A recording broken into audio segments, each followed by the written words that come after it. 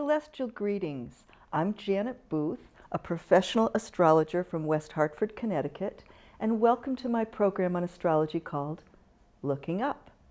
Well, here we are in the autumnal season again, and usually that is a time for things to be changing. You know, the change of seasons, we start kind of a new school year, and even those of us who aren't in school, it was so programmed into us for so many years that we feel like it's kind of the start of things again. And, you know, programs that have taken a break for the summer resume, etc., etc. So here we have, for our Looking Up episode today, a look at October and November of 2018, and I entitled this A Shift in Directions, or in direction, maybe singular. So,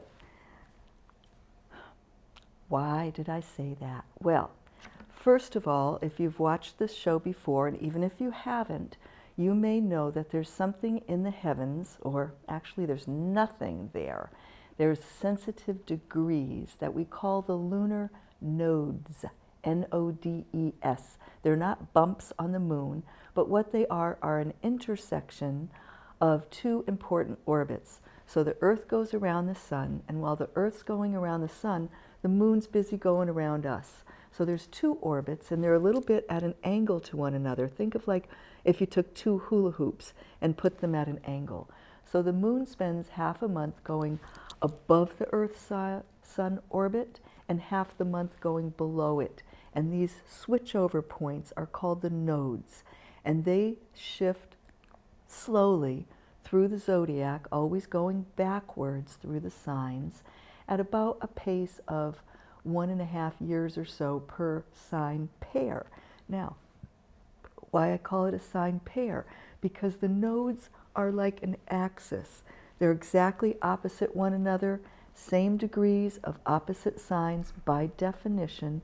So when we have the north node, where the moon goes north of that Earth-Sun orbit, it's in one sign. The south node will be opposite in the other sign. And sign pairs kind of operate with a natural tension or complementary balancing nature. And if you want to know more about that, there's some shows from earlier in this season or earlier in this calendar year that talk about signs and opposite signs. So we've had a 1.5 years with the North Node, which tells us what direction are we supposed to go in the sign of Leo. And the South Node, sort of what we're supposed to leave behind in the been there, done that kind of capacity, has been in Aquarius. Now, one of the things that that's telling us is that Aquarius is a sign of masses, groups, your friends, the circles you travel in.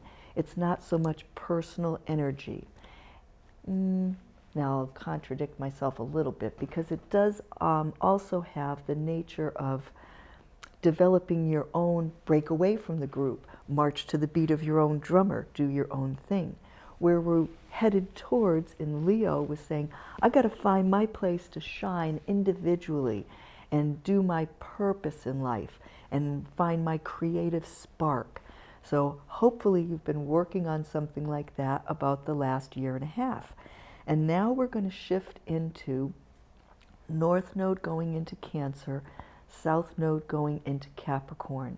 Cancer is the sign of bonding, home, family, nest. Expand that a little bit to tribe or even nationalism. And the South Node is the place, or the sign there, Capricorn, is the energy about structure, organization, rules, establishment, status quo, kind of a foundation. So we're going to be trying to move away from just a cold look at what are all the pieces or building blocks that we need to have a structure, and move into more sort of a warmth and caring and bonding, and how would you care for your family if these refugees that were broken up by families were part of your extended family. So we get more into an emotion and intuition based mode of operation and less into and I don't want to say it's just reality based, but going beyond the facts into the place of the heart. And we've been working on that heart energy even with the Leo, because that is the sign that rules the heart. So there's two ways to measure this slow backward movement of this node pair. And one is just to average it out, which means it always looks like it's moving backwards. And one has a little slight zigging and zagging with forward and backward motion. That's called the true node. And the other average one's called the mean node. I use the mean. Different astrologers will argue for mean or true. If you use the mean node, we're going to have this change of signs on November 15th. And if you use the true node, that's November 6th. Either way, pretty close.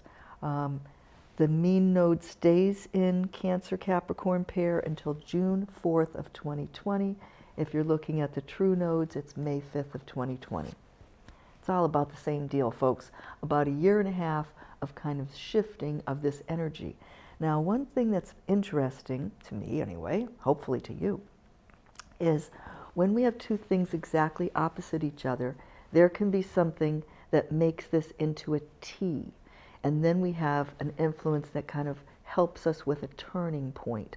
Sometimes something will line up across from that and we'll get a cross. Well, slow Uranus has been going in this T with the nodes for several months. And now they're both going to change signs. They're both moving backwards into new signs. And they're shifting in what's called the mode of the signs. So we have three ways we categorize how signs operate. One is clash, take action. It's called cardinal. The next one is fixed, stand your ground, persist. And the third is dodge, adapt, get out of the way. So we've been in this sort of fixed mode, and we're shifting into take action mode. And this is important because if things have seemed to be stagnating in some ways, it's time for nudging them along. And as I mentioned, we can have the T, and sometimes something adds to the T. And so, for instance, a sun and moon at a full moon are also exactly opposite. And they are going to join with this, they're going to join with Uranus, make the cross. Yes, at the full moon, October 24th. So that's one of the times, even though it's just before this sign change, it's sort of kind of like a push for change that makes us want to go in this new direction. And sometimes Uranus has a rebellious side or a sort of breakaway side. So that's something we're going to be feeling. And in that full moon, it's also still in the fixed signs. The sun is in Scorpio, a sign that wants us to change and kind of think of like a snake when it outgrows its skin. It wiggles out a shiny new body and leaves that whole old body skin behind. And the moon is with Uranus in Taurus. Taurus is all about how do we deal with money? How do we look at what our values are? So we're going to be assessing those values. And this is, of course, very important as we come into a decision point with the midterm elections. So when we see, like I said, there's the T, and we can have it as a cross. So the sun is what's making it into the cross at the full moon, but we have other quick moving bodies going through that last degrees of Libra, early degrees of Scorpio. That cusp is where it forms the cross. So we've got Mercury goes through there on Wednesday, October 10th. The sun is Tuesday, October 23rd to Wednesday, October 24th. That's the full moon. Venus backs through that degree Tuesday, October 30th to Wednesday, October 31st, so right at Halloween. And then dwarf planet Ceres goes through that degree Sunday, November 11th to Monday, November 12th. So in each of these instances, we have opportunities for kind of a weird, because Uranus is involved, planet of weirdness and surprises, shift in our directional indicators, because that's what the nodes are showing. And it's perpetrated by things outside of ourself. When we see an opposition, that means you me. It's something outside of ourselves. So if you've got a key relationship in your life and it's on a little bit of a rocky road, probably it's going to go through a tension and release, or come to a head in some way around one of those 4 dates that have those crosses. And I do believe the one that is the most important, of course, is the full moon, because full moon is a time when things usually come to a head. So when we see those 4 planets making the cross, Mercury, Sun, Venus, Ceres, the order of those kind of suggests that first we have this awareness or a discussion or maybe an argument, Mercury, communication matter, that makes us look at what is our authentic self. Sun is the self, Uranus is the authenticity, and those are cross. And we want to be appreciated, or we want to find balance and harmony with that Venus coming through. And Ceres finally brings us a sense of support or achieving some kind of fruition. It's named for the goddess of the harvest. Now, we do have, once Uranus changes the sign on November 6th from Taurus into Aries, it's going to be in the sign that's ruled by Mars. Mars, meanwhile, is working its way through Aquarius, the sign ruled by Uranus. So they're in a sharing of each other's rulership signs that's called mutual reception. And this just adds to the idea of restlessness. Maybe the natives are restless, or, people are uptight and they want some kind of change, or things are happening in surprise, fast ways, because Aries and Mars are fast energies. And then we get Mars on November 15th. Okay, so this condition lasts from the 6th of November, when Uranus comes into Aries, till Mars leaves Aquarius November 15th. And what Mars is doing then is going into the next sign of Pisces. Well, Mars is all, it's about me and action and anger. And Pisces is like, oh, I'm just a drop in the whole ocean. So it really dissipates and washes out the fire of Mars. And while Mars moves through Pisces, we're more likely to be kind of gentle or go with the flow. It's one of those adaptable, mutable signs. And the first connection Mars makes once it's into Pisces is on Monday, November 19th. And it's going to make a 90-degree called square, like at cross purposes, with Jupiter, the big planet. And Jupiter will have just gone into Sagittarius. And I hope I have somewhere where I'm looking at that for you. That is a big change. And, Jupiter is the ruling planet of Sagittarius. Together they have to do with growth, expansion, opportunities, forward progress. So if you have fears, which are a Pisces thing, about taking action, which is a Mars activity, because of either it's overwhelming, there's too much going on, because this is Jupiter, the biggest planet, and its sign of expansiveness, you may get stopped in your tracks, or you may get scattered in your energy, because another thing with Sagittarius, and also even Jupiter, is too many irons in the fire, trying to do too many things, or there's shifting quickly, like jumping horses in midstream. So a lot of people may feel like they're kind of like the fish swimming around in circles and chasing their tails right there around that November 19th. It's kind of a dismal day. Optimism may be on the wane. Good day to lay low. And another day that's also good to not do anything important is 3 days later, on Thursday, November 22nd, and Mars at that time is in 45, which is half of that 90, also friction, with Pluto. And Pluto is get rid of stuff that's not working anymore. So that's kind of maybe a good day for to clean the garage, the basement, the bathroom cabinet, things like that.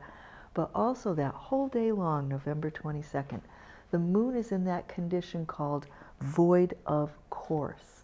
And what that means is it's near the end of a sign, it's finished all its business in that sign, it's got nothing else to do, and it's just kind of coasting on whatever was the last energy that the moon connected to.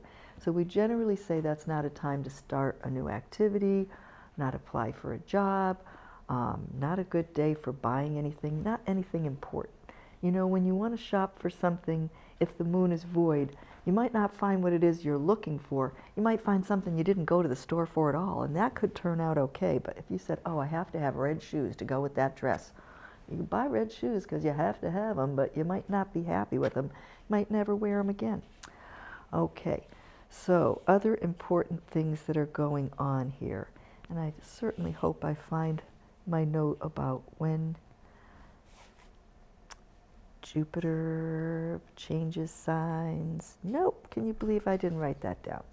Okay, well, I do believe it must be in early November. Maybe we'll get back to you on that on the November show. Okay, because on the 1st of November, I know it's still in the very end of Scorpio, and it's going to be making a third of the sky, which is part of a equilateral triangle, or a third is like balanced energy, smooth flow, and it's making a nice third called trine to Chiron, which is the sort of healing related, I don't know if you call it an asteroid. It's not been categorized as a planet, but it's out between Saturn and Uranus. It acts like a planet. So this is the last thing Jupiter's doing in Scorpio. Oh, yay, I found it here, November 8th. So it says if there's something that you need to kind of like purge for your own healing, or a leaf that you need to turn over, a new leaf, this is very good there in the early part of November.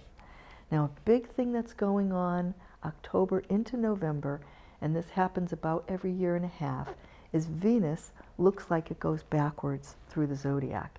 And this is because it comes between Earth and the Sun, and everything's in motion. You know, if you're on a train and there's another train on the parallel track to you, and you're both going forward, but one's going faster than the other, it seems like one's slipping backwards relative to the other. It's an optical illusion. Well, that's what retrograde is. Venus being the planet of love, money, relationships, harmony, peace, diplomacy. When it goes backwards, it says we take those qualities and instead of directing them at others so much, we loop them back into ourselves. A time for self-love, looking at your self-approval. Now, Venus is going to go backwards starting on October 5th, and it happens for 40 days. And the slice of the zodiac that it backs up through is from 10 degrees 50 minutes, so basically 11 degrees of Scorpio, down to 25 degrees of Libra. So if you have something in that sector of your chart, it means you're reevaluating what that means for you or how you use that energy. For any retrograde, the halfway point is when the sun crosses paths with the backward planet, and that will be on Friday the 26th of October, down at 3 degrees of Scorpio. So that's going to be an especially important degree if you have something around then. So once they cross paths, Venus slips to a lower degree in the zodiac. We've been watching it in a higher degree all summer, the beautiful evening star after sunset, the huge thing near where the sunset that looks like, you know, a headlight of a plane heading in towards you. Now it's going to disappear. In the latter part of September, you could have seen it lower and lower in the sky every night after sunset. Well, once it goes past the sun, it's going to pop up in the morning sky ahead of the sunrise. This is called the heliacal rise. You can hear the word hel, like Helios, the Greek word for the sun. It rises ahead of the sun. This is considered the start of the birth, the birth of the new Venus cycle for 584 days. And the Mayans who tracked Venus for their calendar would say this was the time to go to war because it's Venus in the sort of more self-oriented mode instead of the loving and connecting with others mode. So it's like survival, protect yourself, but they were a very warlike culture anyway. But this heliacal rise, like I say, starts the morning star phase for about 7 months or so, and you can see Venus for the first time in that pre-dawn sky on the day of November 6th. And this is right by the moon that day, and the moon and Venus are the two most female-oriented planets. And the moon is getting ready to have a new moon the next day on October 7th. So here we are on election day, the two woman planets rising ahead of the sun, which is usually representative of male energy and of leadership.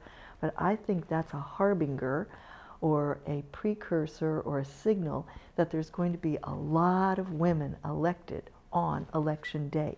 And a lot of women are going to go to the polls and make that change. Okay, so Venus will return to the forward motion. Well, let's say before that, if you are somebody who is up before dawn, not usually me, but when the sky is still dark enough, you can kind of track this backward motion over those 40 days by looking at Venus in relation to the brightest star you'll see near it. And Venus will look very bright. But that bright star is the star Spica, the brightest star in the heavens, and it's in the constellation of Virgo. So Venus starts going forward again on Friday, November 16th.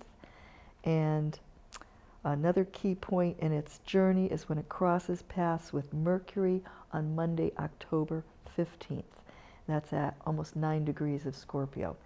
If you have some decisions to make about relationships or money, a time to think those through and discuss those with other people would be around that October 15th, the crossing of the paths of Venus and Mercury. So now we have to talk a little bit more about election day, because that's going to be very important in our culture. And because it is the day before a new moon, that means it's in the very end of the moon cycle that starts a month before, on the new moon on October 8th. And on that new moon, we have still, remember, we have the nodes, and I said Uranus was forming the T with them, and Mercury at that time is making a cross. So it says, I have to think about ways to break away from what I've been doing in the past and go in a new direction. And that builds up for that whole month and kind of informs us in our decisions on what we're doing on election day. Now there's an important 90-degree friction between Venus and Mars that day. Venus is, the woman planet, Mars, a man planet. So there may be some extra friction during that moon cycle from October 8th to November 7th in couples or in relationships between men and women.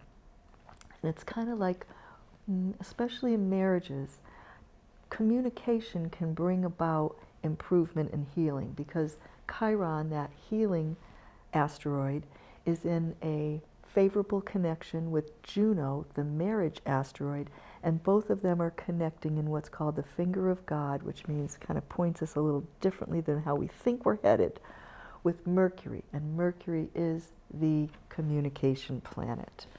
So we said on November 6th, Uranus goes back into Aries. That's sort of the restless masses.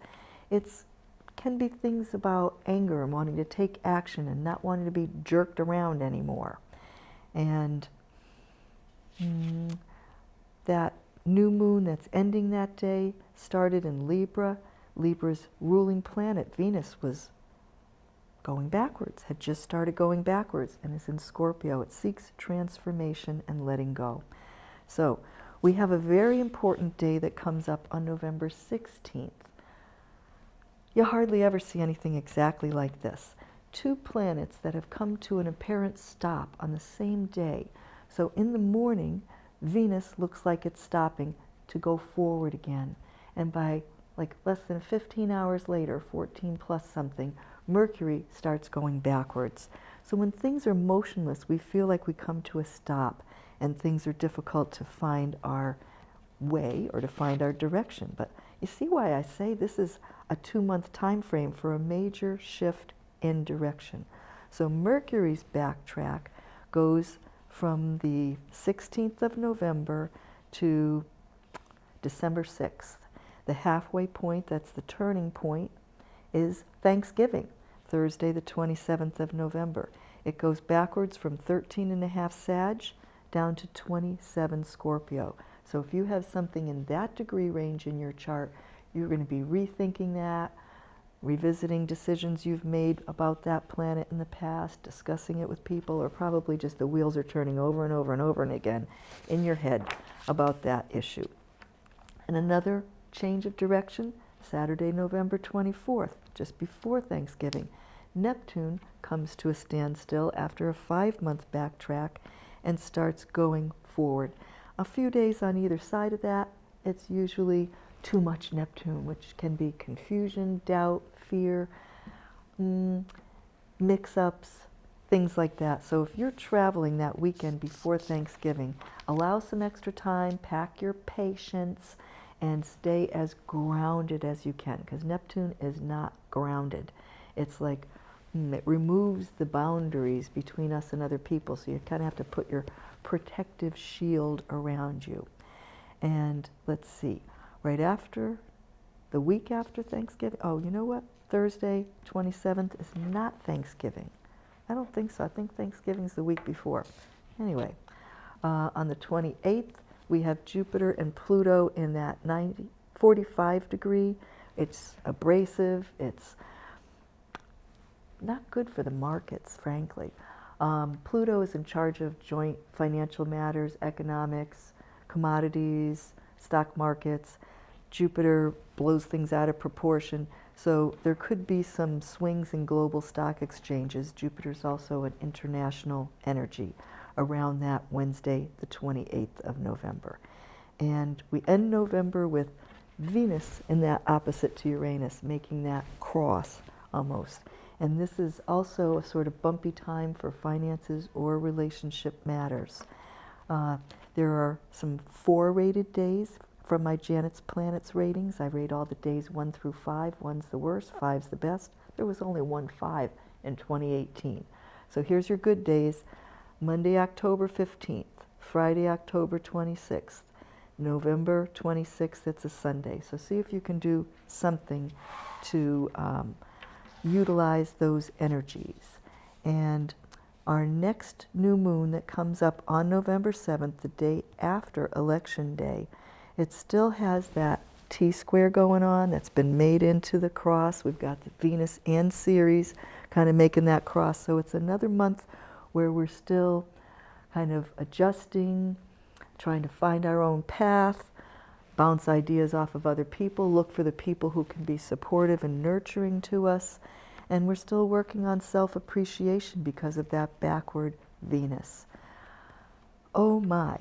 So if you want to go out and do some star watching, like literally looking up, you're going to see Mercury late October. It's going to be close to Jupiter. Jupiter's bigger and brighter. So it's going to help you find Mercury, which you hardly ever get to see. It's little, it's bright, but it's very little. And I read don't use binoculars or a telescope because it's still kind of close to the sun. I don't know, I would think the sun would have set if you're going to be able to see this. October 26th, 27th, 28th starts off Mercury's a little bit to the right and underneath Jupiter, goes directly under Jupiter, a little to the left under Jupiter. Easier to see on Thursday the 1st when it's underneath the brightest, or let's say the middle of the 3 vertical stars in Scorpio, which is called Juba. And it passes above bright red Aries that looks like Mars. That's a sign, the brightest star in Scorpio, called Antares, the rival of Mars. So hopefully you'll be looking in the sky, looking in your heart, working on what kind of shifts and directional changes you want to make. And we'll be back again next month with something else interesting to talk about on